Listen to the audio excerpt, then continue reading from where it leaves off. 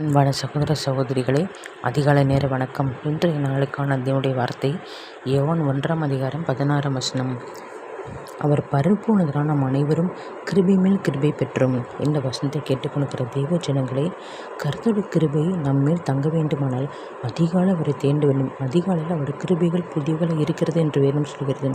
மாத்திரமல்ல, எல்லாவற்றுக்கும் நாம் ஸ்தோத்திரம் செலுத்த வேண்டும். பிரச்சனையானாலும் சரி, வேதனையானாலும் சரி, கஷ்டமானாலும் சரி, வெற்றியானாலும் சரி, சந்தோஷமானாலும் சரி, மகிழ்ச்சியானாலும் சரி, நிம்மதியான வாழ்வானாலும் சரி, எல்லாவற்றுக்கும் நன்றியோடு ஸ்தோத்திரத்தை செலுத்த வேண்டும். உங்களுக்காக ஜெபிக்கிறேன். கர்த்தாவே, ஸ்தோத்திரம் கர்த்தாவே.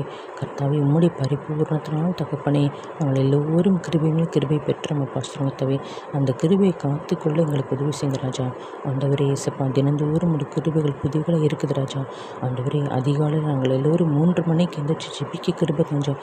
3 மணிக்கு உடைய கிருபைகளோடு கூட தகப்பனே, எங்களுக்கு உடைய அபிஷேகத்தையும் தகப்பனே இயேசப்பா, உம்முடைய ஊழியத்தையும், உம்முடைய சமாதானத்தையும், உம்முடைய அன்பையும் எங்கள் மீது ஊற்றுங்க ராஜா. எங்கள் சபையை ஆசீர்வதிங்க தகப்பனே. எங்கள் பிள்ளைகளை ஆசீர்வதிங்க தகப்பனே. ஏசப்பா, ஊழியம் செய்கிற அனைவரையும் ஆசீர்வதிங்க தகப்பனே. ஏசப்பா, சொல்கிறவங்க தவிர உடைய வருகை எப்போ தகப்பனே, நம்முடைய ரகசிய வருகை நாங்கள் எல்லோரும் எடுத்துக்கொள்ளப்பட எங்களை ஒவ்வொருத்தரையும் தகுதிப்படுத்துங்க. கிருபை மேல் கிருபை தங்க தகப்பனே. இயேசப்பா, சூத்திரங்க தவி துதிகான மகிமை யாவையும் இயேசு கிறிஸ்துவுக்கே செலுத்துகிறேன். மீட்பர் நட்சமாக்கிற இயேசு கிறிஸ்துவின் நாமத்தில் ஜெபிக்கிறேன் என் ஜீவன் நல்ல பிதாவே, ஆமென்.